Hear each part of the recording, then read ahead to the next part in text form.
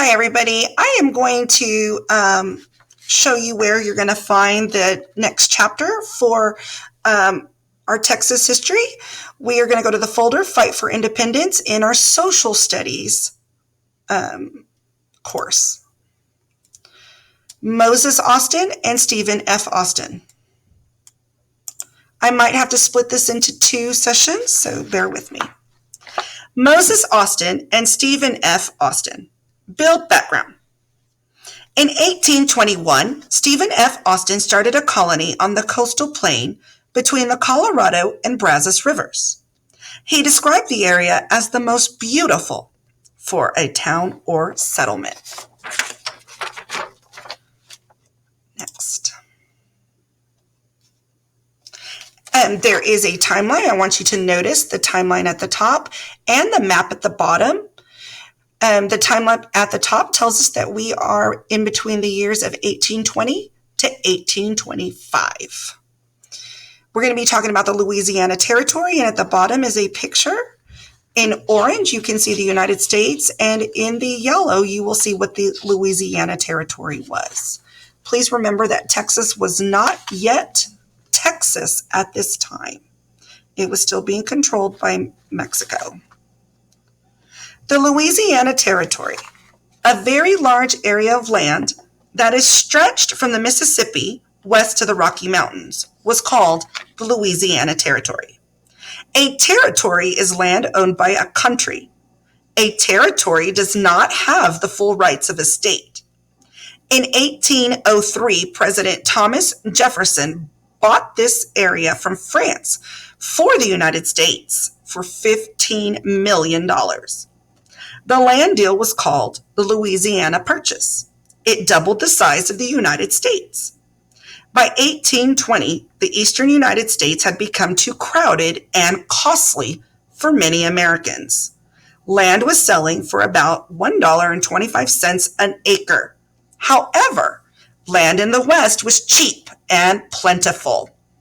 In places such as Texas, land was selling for 12.5 cents per acre. Many people decided to move west as pioneers. A pioneer is a person who is among the first group of people to settle in a new region.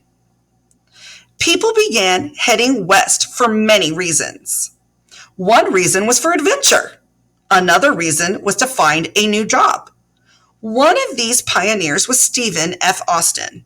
He was continuing a plan begun by his father, Moses Austin, to bring pioneers from the United States to Texas.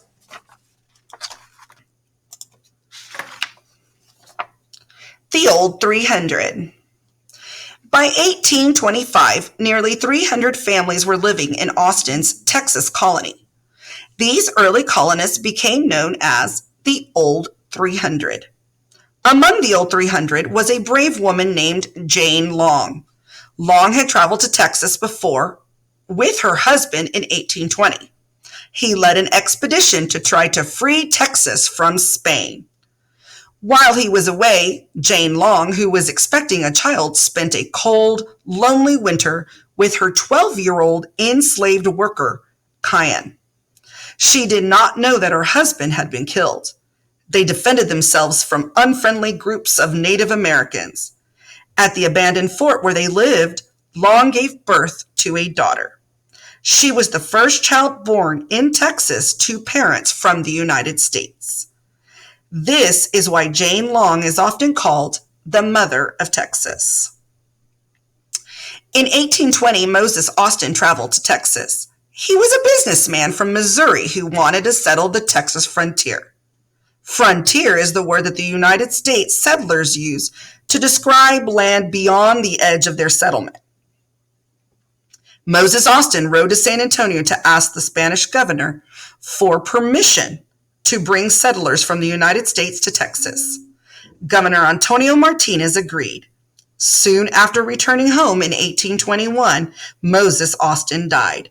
His wife Maria wrote to their son Stephen, "He called me to his bedside and begged me to tell you to take his place."